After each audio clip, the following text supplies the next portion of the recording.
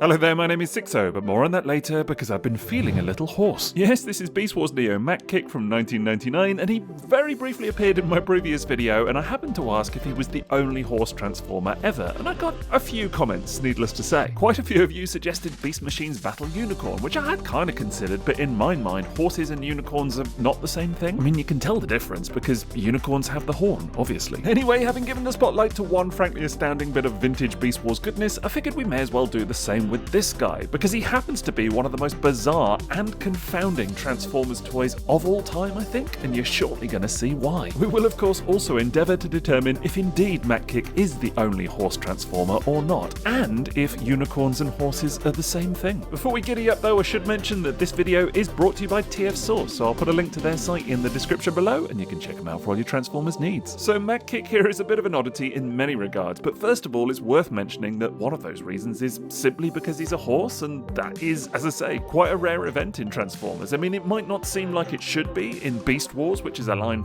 full of animals, but they're all like bugs and dinosaurs and rats and cats and stuff, so a horse, actually, fairly rare. There's also the fact that this guy was a Takara exclusive, only available in Japan, so for those of us in the West, it always seemed a little bit exotic and alluring and whatever else, and a lot of toys are like that, but when you get them in hand, you realise that maybe they're not quite as unusual as you would have thought, except with Mach, that's not quite the case. He's even more bizarre. Now, some amazing detail on this guy. I mean, just check that face sculpt out with the little painted eye, and it just looks glorious. Honestly, very handsome design. It's got some little throbbing veins here on the neck, which is kind of strange, but actually does add a little bit of detail. It's quite nice. You can see similar stuff on his legs and other areas as well, but even along here, you know, the kind of molded detail all feels very lifelike. It kind of gives it a very realistic quality, which is unusual even for Beast Wars. The legs are surprisingly articulated as well, which is actually really strange because even in Beast Wars, you know, a lot of the animal modes are actually quite static, surprisingly. So here you get a bit of hoof movement. Look at that. It's all on a pin. And you get movement here and at the point here, which is on a ball joint. So that is amazing. It's not quite as good at the rear because this piece is all statically molded and kind of pegged in for transformation, but you do get a little bit of movement at the knee just there and again in the foot. All of this means you can get a fairly majestic pose of him standing on his hind legs, which I think is great. And actually the whole thing is pretty tidy by and large. I mean, there is obviously robot kibble if you go looking for it, particularly on the underside there, but it's not so bad, honestly. It's really not that egregious. But, you know, I'd be remiss if I didn't talk about one of this toy's most idiosyncratic features, which is the real hair. I mean, I use real in quotes, honestly, but like it's this kind of like nylon hair that it's got for the tail. It's literally like a My Little Pony, right? I mean, seriously, I think this is a one-off on Transformers toys as well. I don't recall ever seeing that on another Transformers toy. Correct me if I'm wrong, do tell me in the comments, but that to me is very unique, right?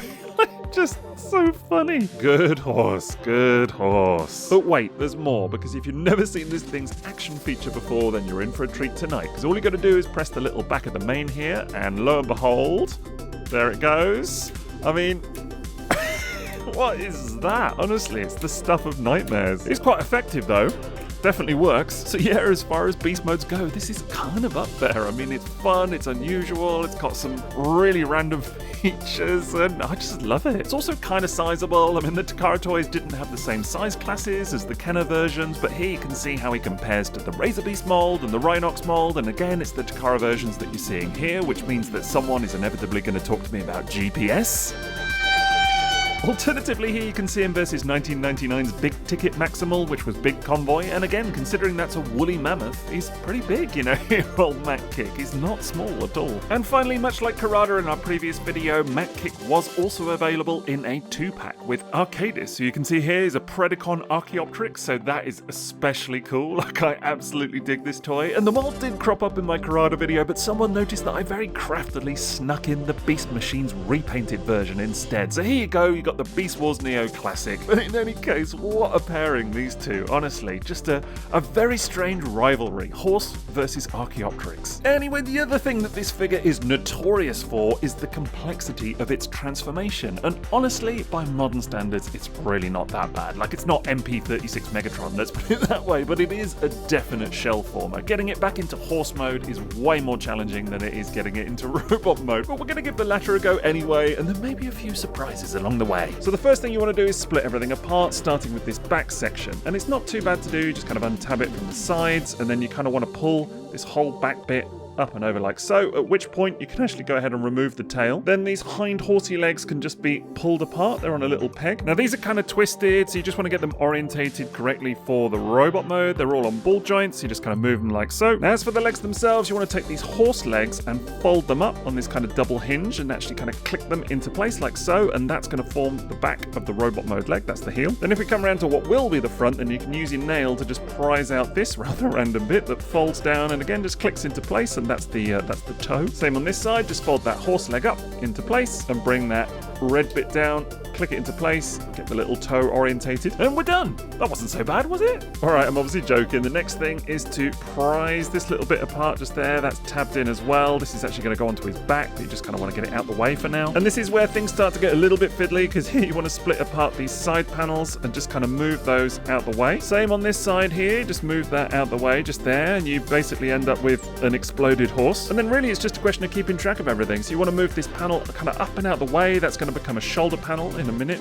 You've got these side skirt pieces that you kind of want to keep at the back, sort of over there, and then it's time to move this arm. And for this, it just folds round on this joint, round to the side, as you kind of would expect. If you come around to the back, you've got these front legs, which just need to kind of work their way onto the robot's back. Then for the other arm, it's the horse's head, so that just wants to fold down into place. It just clicks in. Probably a good time now to flip the robot mode head out. And then it's kind of up to you, because there's all this stuff just kind of left to deal with. I mean, so you can sort of orientate these hip pieces towards the rear like so those ball joints can come backwards, kind of get rid of that stuff on his bum. And then the horse leg backpack thing can twist. It's on a little hinge, and then if you twist that like that and then kind of up, then you can sort of orientate it so it's slightly tidier anyway. Just kind of get those legs into a sort of slightly manageable position, but it's not defined at all. And then basically what you do is you fiddle with it for about half an hour or so until you vaguely decide that you're happy with the orientation of everything, and then you just call it quits. That's essentially the transformation. Hello there, my name is Future Sixo, but more on that later because I'm coming back in time to tell you that unfortunately I made a grievous mistake when recording this portion of the video. Sadly, this piece here, it's not supposed to have the screw hole facing the front. That is the back of the crotch piece. I got it wrong. Anyway, it's an easy fix. You just want to rotate that waist round and then just orientate these side pieces round to the back. Basically the same as before, but just, you know, the right way round. So yes, this is how the crotch is supposed to look. Much better than a screw hole. Unfortunately, it is going to be that way for the rest of the video. You can blame past Sixo for that. What a moron. But anyway, let's get back to it. For what it's worth, I think the best way to kind of handle it is to have these sort of side panels orientated round, kind of covering his bum, and then having this bit here sort of facing like that with the horse legs going up and kind of into the back. I mean, none of it is stable or solid or locked in or anything, but that is kind of how the instructions would have you do it, and it's the cleanest solution I've found anyway. All of this whole process spits out what must be one of the most bizarre robot forms in all of 40 years of Transformers, bar only a few, right? We've had some weird ones along the way, but this in my mind ranks pretty high, because it's just... words fail me at this point, right? But it really is something, honestly. And again, maybe a bit like the beast mode, it's not that unusual kind of on the surface, you know, it's still a humanoid robot mostly, but it's more when you actually get to handling this thing that the idiosyncrasies become all too obvious. It's just weird. I mean, let's start with the obvious point that yes, he's got the horse's head and neck as his right arm, and I guess that's not too unusual in Beast Wars. We have had a lot of that. I mean, last review was a chap with a snake tail as his right arm, so maybe this is not so strange by comparison. And you know, not to skip ahead, but of course it does mean that he retains the the action feature from the Beast mode, of course. Meanwhile, the other arm is actually fairly normal. It's just kind of hidden underneath the horse's back here, which just sort of hangs off the side as, I guess it's like armor or, you know, whatever it is, but it's just sort of there. There's no real meaningful way to display it at all that isn't like cumbersome. I mean, that's about as good as it gets, but yeah, you can't really do much with it. As we've already kind of talked about, any kind of rear view or side profile will just show you that this bloke is essentially a mess of horse, just horse bits everywhere. Inexplicable. Even his lower legs, I mean, they look like huge boots just made up of horse bits. They're just so big and chunky. It's just so strange. Then there's the head, which we'll talk about, but the main thing here, of course, is that yes, the robot mode also has real nylon hair as well. He's got little ponytails sticking out here. I mean, It was something on the horse mode, but this is a whole other level. I mean, clearly the robot head itself and the face is meant to look like a luchador mask, like that's what I'm assuming anyway. It's absolutely got that vibe, or like a superhero kind of cowl thing. To me, it absolutely screams luchador, right? And like a lot of these Beast Wars Neo toys have that kind of theme to them, like a couple of them look like cowboys and things like this, so it's not out of place in that regard. And we have kind of seen other themed, Japanese Transformers elsewhere as well, like themed after construction workers and police and things like this, but a luchador, that feels pretty unique. And I think once you kind of get that theme, once you realize that that's what the mask is all about, the rest of the look of the robot mode kind of falls into place somehow. Like there's a few cues that kind of skew it in that direction. I don't know. I mean, I guess we should talk about transformation, because that's sort of a big part of the story with this guy and sort of explains a lot of the quirks of it. I mean, the head is fairly typical actually, just sort of rotates from side to side. You can get the hair out of the way anyway, and it will move back and forth slightly thanks to transformation. This arm is sort of what you'd expect. You'd have to get the horse out the way first, the back of the horse, but it's just on ball joints, so you get decent movement there. You get about a 90-degree bend at the elbow.